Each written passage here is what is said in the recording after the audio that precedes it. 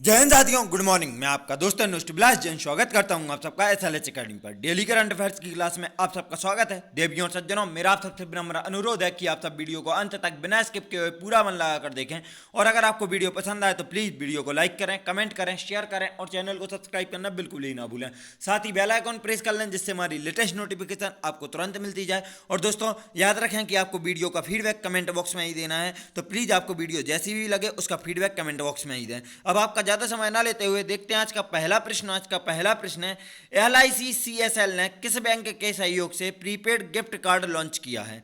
आपके ऑप्शन है A SBI bank, B Axis bank, C IDBI bank और D HDFC bank. तो दोस्तों याद रखें, LIC-CSL ने IDBI बैंक के सहयोग से प्रीपेड गिफ्ट कार्ड लॉन्च किया है।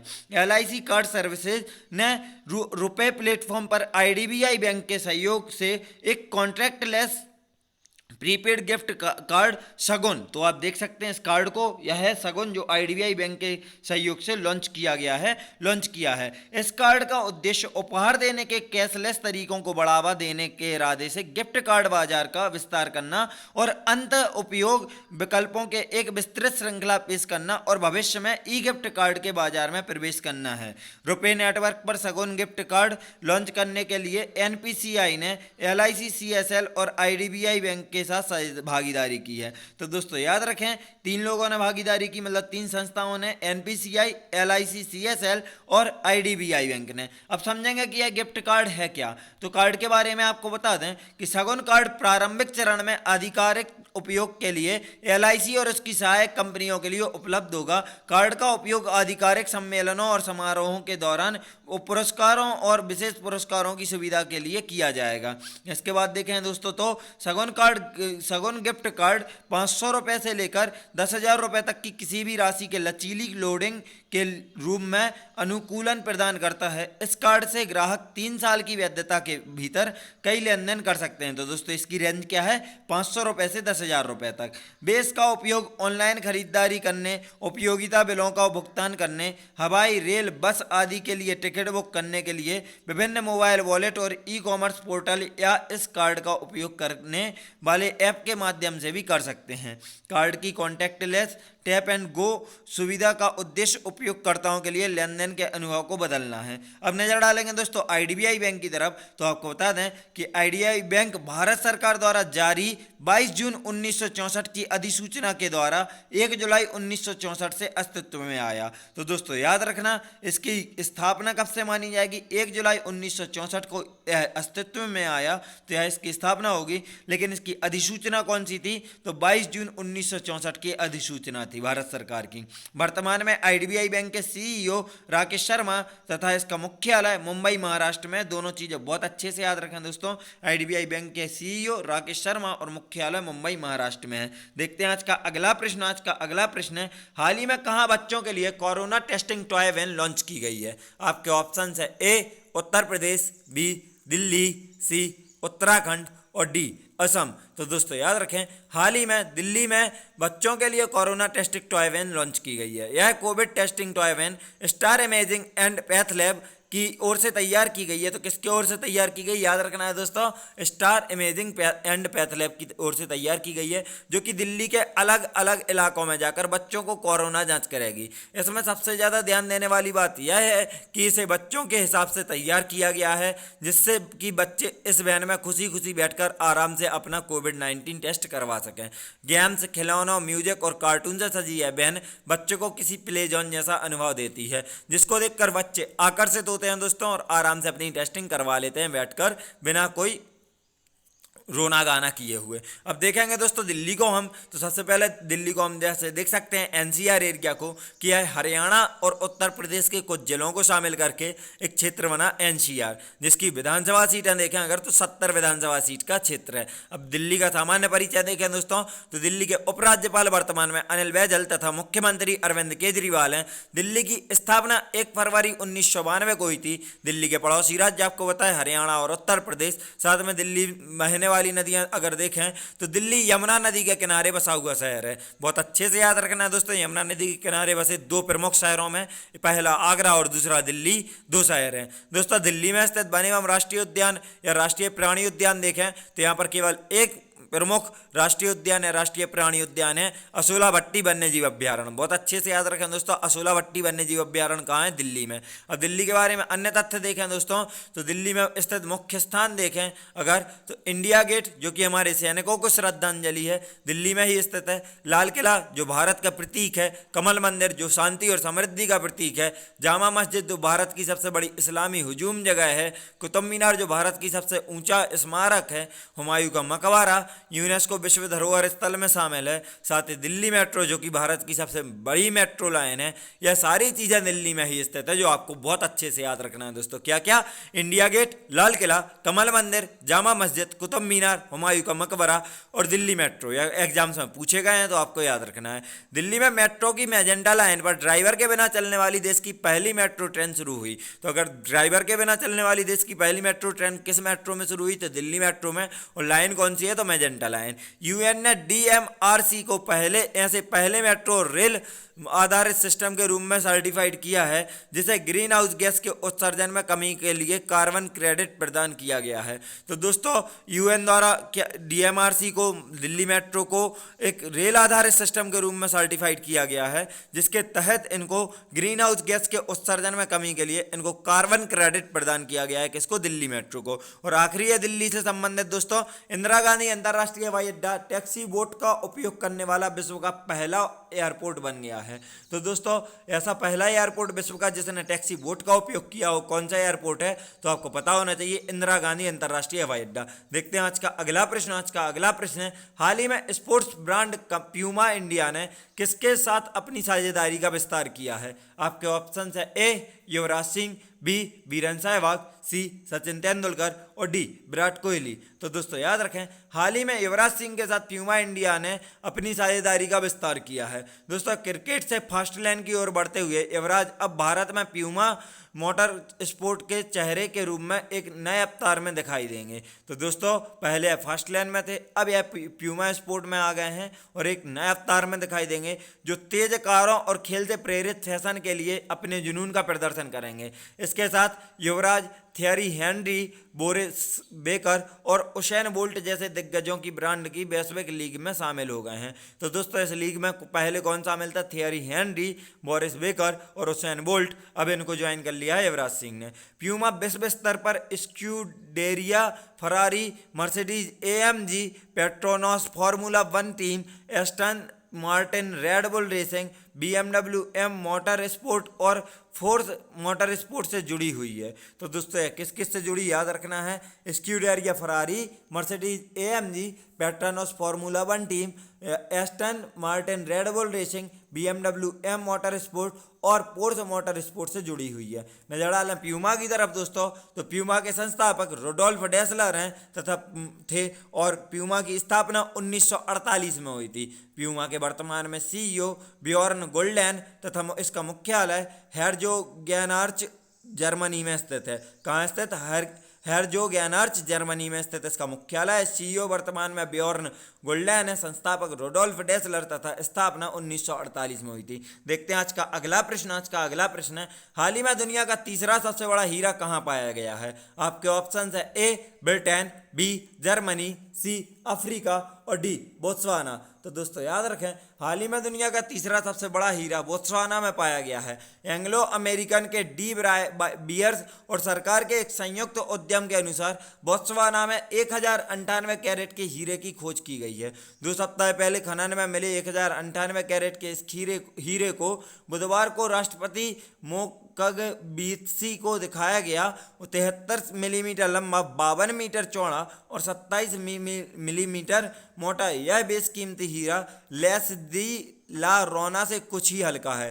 तो दोस्तों यह लेसे दी ला रोना जो आप सुन रहे हैं नाम, यह दुनिया का दूसरा सबसे बड़ा हीरा है जो 2015 में बोत्सवाना में मिला था। दुनिया का सबसे बड़ा हीरा 1905 में दक्षिण अफ्रीका में पाया गया था जो कि 3106 कैरेट कुलेनन स्टोन था। तो दोस्तों दुनिया के सबसे बड़े हीरे का नाम क्या है? कुलेनन स्टोन। यह कितने कैरेट है? तो 3106। और किस देश में पाया गया था? तो दक्षिण अफ्रीका में, आपको याद रखना है। और दुनिया का तीसरा सबसे बड़ा हीरा कितने कैरेट का है? तो 1098 का, जो कि बोत्सवाना में पाया गया है। नजर डालेंगे दोस्तों बोत्सवाना की तरफ, तो जैसे हम देख सकते हैं अफ्रीका महाद्वीप में स्थित बोत्सवाना एक स्थलबद्ध देश है जिसकी सीमाएं देखें तो नामीबिया, जिम्बाब्वे और साउथ अफ्रीका से 3 देशों से ही लगती हैं। अब नजर डालेंगे दोस्तों बोत्सवाना की डिटेल्स की तरफ, तो अफ्रीकी महाद्वीप के दक्षिण में स्थित एक स्थलबद्ध देश है जो 30 सितंबर 1960 को ब्रिटेन की यूनाइटेड किंगडम से स्वतंत्रता मिलने से पूर्व इसे ब्रिटिश संरक्षित राज्य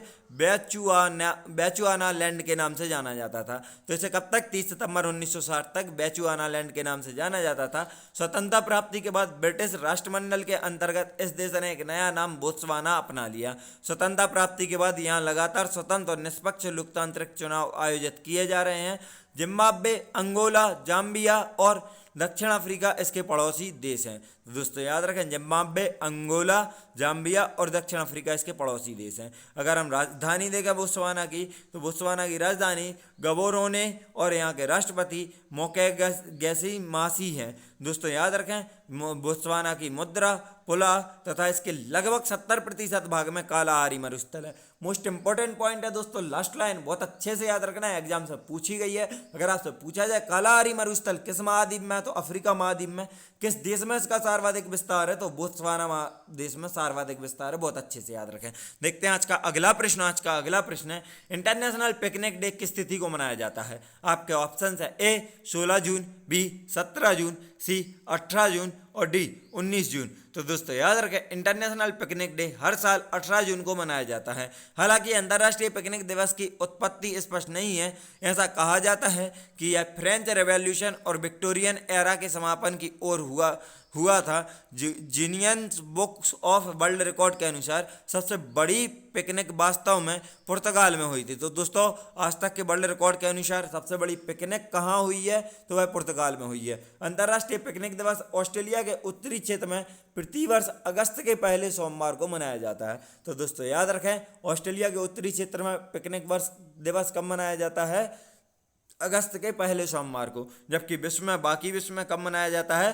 तो 18 जून को। देखते हैं आज का अगला प्रश्न है राष्ट्रीय समुद्री विरासत परिसर नेशनल मैरीटाइम हेरिटेज कॉम्प्लेक्स किस राज्य में विकसित किया जाएगा? आपके ऑप्शन है ए महाराष्ट्र, बी चेन्नई, सी पश्चिम बंगाल और डी गुजरात। तो दोस्तों याद रखें कि राष्ट्रीय समुद्री विरासत परिसर हाल ही में गुजरात राज्य में विकसित किए जाने की घोषणा की गई है।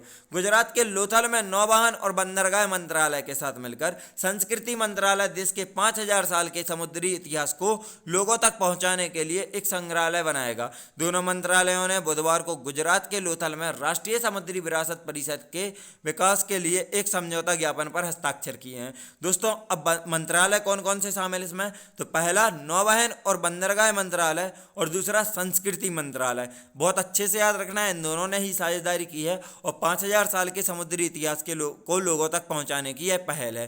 कहाँ बनाई जानी है दोस्तों? तो गुजरात में, और गुजरात में भी लोथल में बनाई जाएगी। लोथल आप याद रखें दोस्तों, यह सिंधु घाटी सभ्यता के समय से एक प्रमुख बंदरगाह रहा है। अब नजर डालेंगे दोस्तों गुजरात की तरफ, तो जैसे हम देख सकते हैं गुजरात को, यह भारत के पश्चिमी हिस्से में, यह भारत का पश्चिमी राज्य है गुजरात, जिसकी सीमाएं देखें तो अंतर्राष्ट्रीय सीमा पाकिस्तान से, राजकीय सीमा राजस्थान, मध्य प्रदेश, महाराष्ट्र, दमन एवं दीव और दादरा एवं नगर हवेली से लगती है। देखते हैं दोस्तों अब गुजरात की जानकारी सामान्य परिचय से। तो गुजरात की राजधानी गांधीनगर है। गुजरात की स्थापना 1 मई 1960 को हुई थी। गुजरात के राज्यपाल वर्तमान में श्री आचार्य देवव्रत जी तथा मुख्यमंत्री विजय रूपाणी हैं। दोस्तों पड़ोसी राज्य आपको जैसे बताए राजस्थान, मध्य प्रदेश, महाराष्ट्र, दमन एवं दीव, दादरा और नगर हवेली, साथ में पाकिस्तान से अंतर्राष्ट्रीय सीमा। गुजरात के लोक नृत्य देखें तो गरबा, दांडिया, भवई, रासलीला, लास्य, पणियारी यहाँ के प्रमुख लोक नृत्य हैं। गुजरात की प्रमुख नदियाँ देखें साबरमती, माही, नर्मदा, ताप्ती और सरस्वती। दोस्तों याद रखें, नर्मदा नदी पर ही गुजरात में सरदार सरोवर परियोजना स्थित है, बहुत अच्छे से याद रखना है। साथ ही ताप्ती नदी पर उकाई परियोजना गुजरात में ही स्थित है, दोनों याद रखें। राष्ट्रीय उद्यान देखें तो गिर वन्य जीव अभ्यारण्य, नल सरोवर पक्षी अभ्यारण्य, कृष्ण मृग राष्ट्रीय उद्यान, मेरीन राष्ट्रीय उद्यान, कच्छ रेगिस्तान वन्य जीव अभ्यारण्य, बेलावदार राष्ट्रीय उद्यान और बसंदा राष्ट्रीय उद्यान यहाँ के प्रमुख राष्ट्रीय उद्यान है। दोस्तों जिनमें से गिर राष्ट्रीय उद्यान, नल सरोवर राष्ट्रीय उद्यान, बेलावदार राष्ट्रीय उद्यान, बसंदा राष्ट्रीय उद्यान, यह आपको बहुत ज़्यादा अच्छे से याद रखने हैं। साथ में मेरीन राष्ट्रीय उद्यान भी यहाँ का प्रमुख है, तो याद रखना है। अब यहाँ के अगर हम उपनाम देखें तो भारत का बोस्टन और भारत का मैनचेस्टर अहमदाबाद को कहा जाता है, बहुत अच्छे से याद रखें। भारत का बोस्टन और भारत का मैनचेस्टर अहमदाबाद को कहा जाता है, जबकि भारत का हीरा शहर और भारत का कपड़ा शहर सूरत शहर को कहा जाता है। किसको दोस्तों? भारत का हीरा शहर और भारत का कपड़ा शहर किसे? सूरत को। देखेंगे गुजरात के अन्य महत्वपूर्ण तथ्य दोस्तों, तो दुनिया का सबसे बड़ा cricket stadium Narendra Modi stadium या फिर मोटेरा स्टेडियम कहा जाता है इसे, यह गुजरात में ही स्थित है। यूट्यूब चैनल पर न्यायिक सुनवाई की लाइव प्रसारण करने वाला भारत का पहला हाईकोर्ट गुजरात उच्च न्यायालय बन गया। बहुत अच्छे से याद रखें, अगर आपसे पूछा जाए कि यूट्यूब चैनल पर न्यायिक सुनवाई का लाइव प्रसारण करने वाला भारत का पहला हाईकोर्ट कौन सा बना, तो आपको पता होना चाहिए गुजरात उच्च न्यायालय। विश्व के सबसे बड़े 30,000 मेगावाट क्षमता वाले मिश्रित नवीन ऊर्जा पार्क की आधारशिला गुजरात के कच्छ जिले में रखी गई है। दोस्तों याद रखना है, गुजरात में भारत की पहली लिथियम रिफाइनरी बनाई जाएगी। तो दोस्तों कौन बना रहा है लिथियम रिफाइनरी के लिए? टाटा कंपनी आगे आ रही है गुजरात में भारत की पहली लिथियम रिफाइनरी बनाने के लिए। गुजरात में ड्रैगन फ्रूट को अब कमलम कहा जाएगा, तो यह भी याद रखें, गुजरात में ड्रैगन फ्रूट का नाम चेंज करके कमलम कर दिया गया है। भारत का सबसे बड़ा multi modal logistic park Ahmedabad के सानंद में बनाया जाएगा। दोस्तों भारत का सबसे बड़ा मल्टी मॉडल लॉजिस्टिक पार्क कहाँ? अहमदाबाद के सानंद में, जो गुजरात में ही। गुजरात में ड्रैगन फ्रूट को है, तो दोस्तों रिपीट हो गई, तो इस लाइन को अभी छोड़ दीजिए। देखते हैं गुजरात के अन्य महत्वपूर्ण तथ्य दोस्तों, तो भारत का सबसे बड़ा मल्टी मॉडल लॉजिस्टिक पार्क आपने देख लिया, यह भी ड्रैगन फ्रूट भी देख लिया। आगे के देखेंगे, गुजरात के खेड़ा जिला में स्थित रयाली गांव में 128 एकड़ में देश का पहला और दुनिया का तीसरा सबसे बड़ा डायनासोर जीवाश्म पार्क है। तो दोस्तों दुनिया का कौन सा सबसे बड़ा है? यह तीसरा सबसे बड़ा है। देश का सबसे बड़ा है जो कि 128 एकड़ में है, कहाँ है? तो गुजरात के खेड़ा जिले में स्थित रयाली गांव में डायनासोर जीवाश्म पार्क है, जो कि दुनिया का तीसरा सबसे बड़ा है और भारत का सबसे बड़ा है। गुजरात के खेड़ा में माही नदी पर नर्मदा मुख्य कैनाल पर दुनिया का सबसे बड़ा एक्वाडक्ट बनाया गया है। अब आपको एक्वाडक्ट भी समझाएंगे दोस्तों क्या होता है।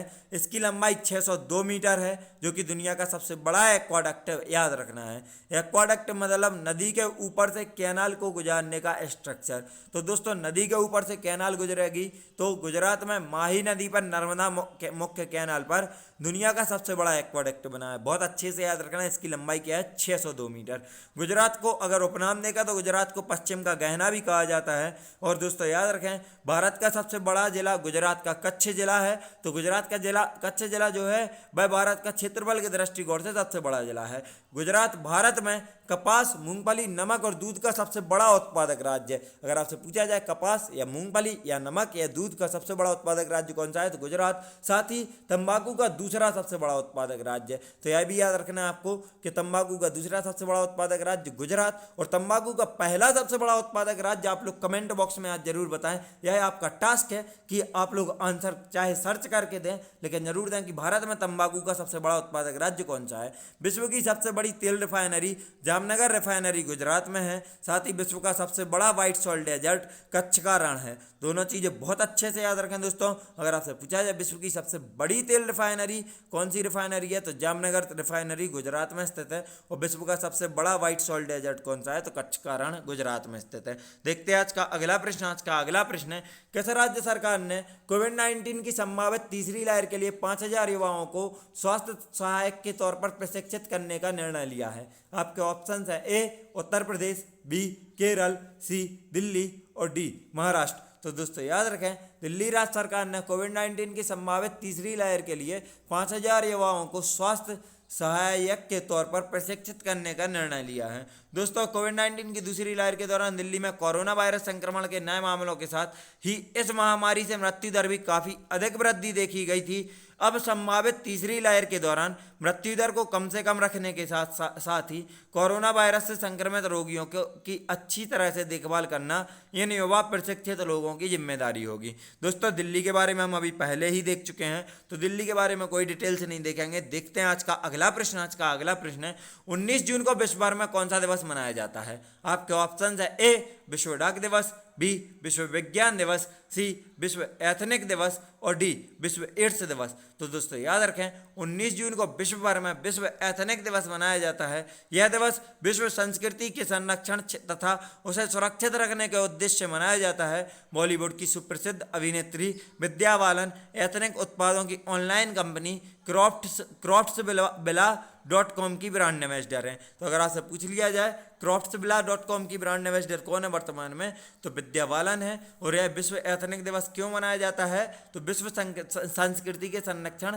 तथा उसे सुरक्षित रखने के उद्देश्य से मनाया जाता है। और कब मनाया जाता है? तो 19 जून को याद रखना है दोस्तों, कौन सा विश्व एथनिक दिवस। देखते हैं आज का अगला प्रश्न। आज का अगला प्रश्न है भारत ने सौर ऊर्जा क्षेत्र में परियोजना के वित्त पोषण के लिए किस देश को $100 मिलियन की एलओसी जारी की है? आपके ऑप्शन हैं ए नेपाल, बी भूटान, सी बांग्लादेश और डी श्रीलंका। तो दोस्तों याद रखें कि भारत ने सौर ऊर्जा क्षेत्र में परियोजनाओं के वित्त पोषण के लिए हाल ही में श्रीलंका देश को $100 मिलियन की एलओसी जारी की है। दोस्तों भारत ने हाल ही में सौर ऊर्जा क्षेत्र में परियोजनाओं के वित्त पोषण के लिए पड़ोसी देश श्रीलंका को $100 मिलियन की एलओसी यानी ऋण सहायता जारी की है। इसके लिए भारतीय निर्यात आयात बैंक एग्जिम बैंक होगा, जो दोस्तों मतलब एक्सपोर्ट इंपोर्ट बैंक, जिसको एग्जिम बैंक भी कहते हैं। तो आप यहाँ निर्यात आयात देखकर कंफ्यूज ना हो, इसको एग्जिम बैंक या एक्सपोर्ट इंपोर्ट बैंक कहा जाता है।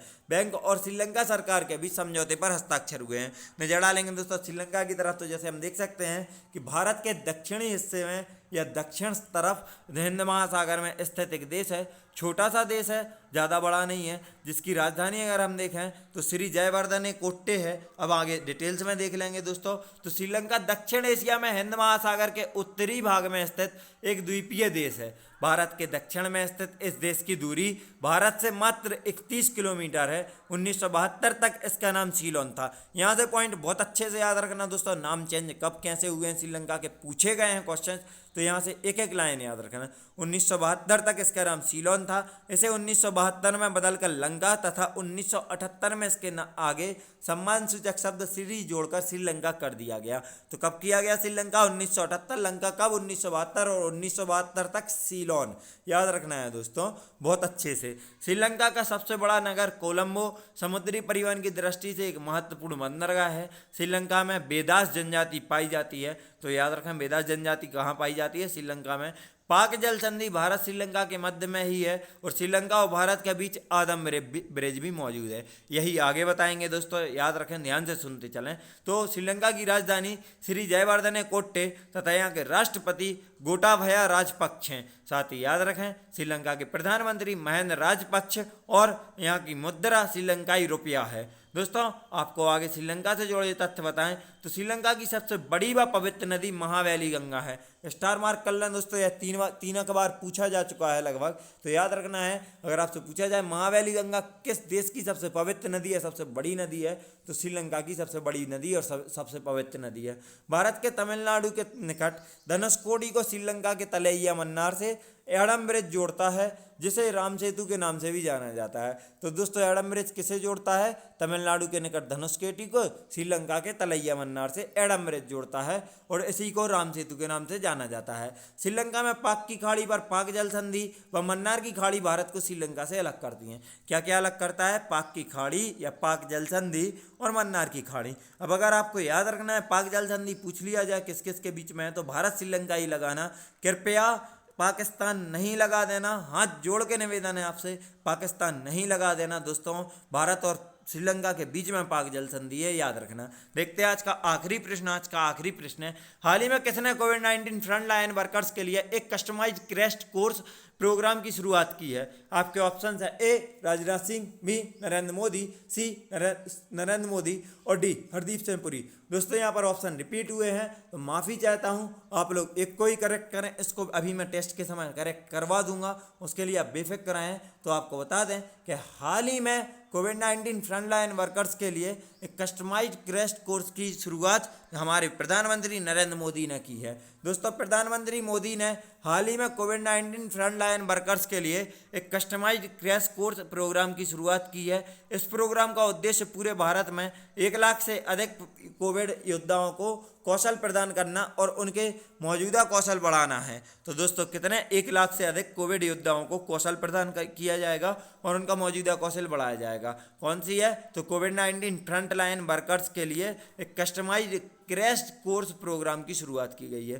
कौन से कोर्स की दोस्तों? कस्टमाइज्ड क्रैश कोर्स की शुरुआत की गई है। और किसके द्वारा? तो प्रधानमंत्री नरेंद्र मोदी के द्वारा। वीडियो हमारी समाप्त यहीं होती है दोस्तों। वीडियो को अंत तक देखने के लिए आप सभी का धन्यवाद। अगर आप सबको वीडियो पसंद आई है तो प्लीज़ वीडियो को लाइक करें, कमेंट करें, शेयर करें और चैनल को सब्सक्राइब करना बिल्कुल भी ना भूलें।